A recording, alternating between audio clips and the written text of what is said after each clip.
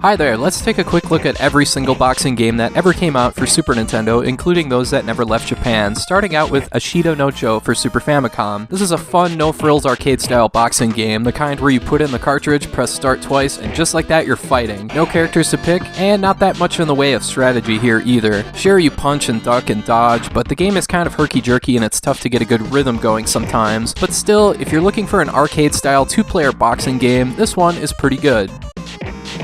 Next is Best of the Best Championship Karate. Wait a second, this isn't boxing. Well, I gotta shoehorn it in there. I don't know what else to do with it. Anyway, this got released on a ton of different systems, but the Super Nintendo version almost feels like one of those cinematic type games, you know, like Out of This World or Prince of Persia. It's tough to get a good grasp of how to do things because you move kind of awkwardly. This is one of those games that's tough to accurately judge because there is some interesting stuff here, like customizing your own moves. It's just the gameplay itself is so odd. Overall, there's just not enough meat on the bone here to warrant that kind of time investment to get any good at this game. Boxing Legends of the Ring is another game that takes some serious time to get good at, but at least you get to fight as some of the all-time greats like Sugar Ray Leonard, Roberto Duran, Hagler and Hearns, and even Jake LaMotta. I love how the game looks. The over-the-shoulder perspective is really cool, and your life meter is depicted by how your face looks in the corner of the screen. Kinda reminds me of Doom. There's the usual one-on-one mode, but there's also a career mode that's pretty cool. Boxing Legends of the Ring isn't a button mash fest. Here you have to fight for positioning, have a strategy, and set up punches. Again, this game is tough to get good at, but it looks and sounds great, and the gameplay has some intelligence behind it. I'd recommend this one. This was released in Mexico as Chavez 2, but I'll get to that later.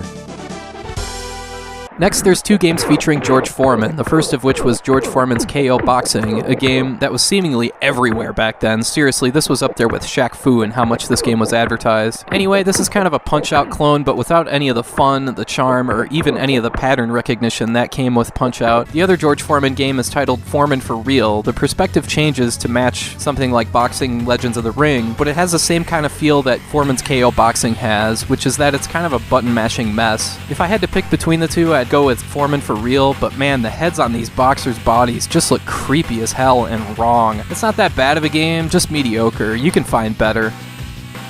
Next, we have a Japan-only Super Famicom game, Onizuka Tatsuya Super Virtual Boxing. This one takes a first-person perspective. The controls are responsive and intuitive, and there are even special attacks like this Fist of Flames here. That's pretty sweet. This game is kind of limited, but it's English-friendly, and it's pretty decent. It's an easy pick-up-and-play arcade-style boxing game. Riddick Bowe Boxing is an interesting case. This game was made in 1993, but was released in Mexico and released in the southwestern United States under the title Chavez, as in Julio Cesar Chavez. What's more, this game plays just like Boxing Legends of the Ring. Yeah, it's a different side perspective here instead of over the shoulder, but the controls are very similar. It turns out that Boxing Legends of the Ring was actually released in Mexico as Chavez 2, the supposed sequel to this game, despite the fact that each game had a different developer. Weird. But yeah, Riddick Bowe Boxing, or Chavez, is pretty decent, but you'd be better off playing its better-looking quote-unquote sequel, Boxing Legends of the Ring.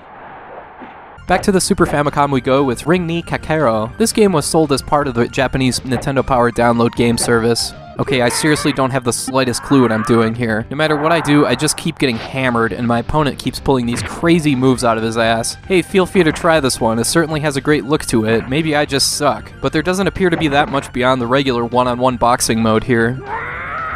At last, we get to Super Punch-Out, easily the best game on this list. It's immensely easy for anyone and everyone to pick up this game and get the hang of rather quickly. It features the same kind of simple pattern recognition that Punch-Out for NES had, in addition to a momentum meter that allows you to go medieval on their ass. Super Punch-Out looks fantastic, sounds fantastic, and has a very simple method of gameplay that's easy to learn, but very tough to master. The patterns here can be pretty complex, much tougher than Punch-Out, but it's rewarding. Hell, go look up some of the speedruns of this game on YouTube. Some of them are just insane. But yeah, obviously Super Punch-Out is the best boxing game on the SNES. That should go without saying.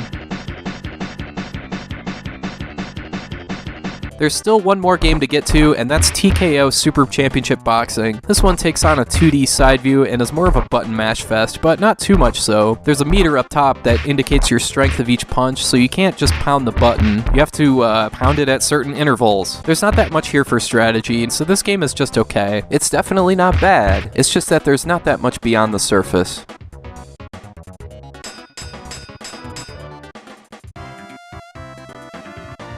So yeah, that's it for boxing games on the SNES. The best is obviously Super Punch-Out, but if you want something else, Boxing Legends of the Ring is pretty good. But if you want to try something completely under the radar that's a fun multiplayer game, you might want to try Ashita no Joe. Anyway, that's all for now. Thanks for watching, and have a great rest of your day.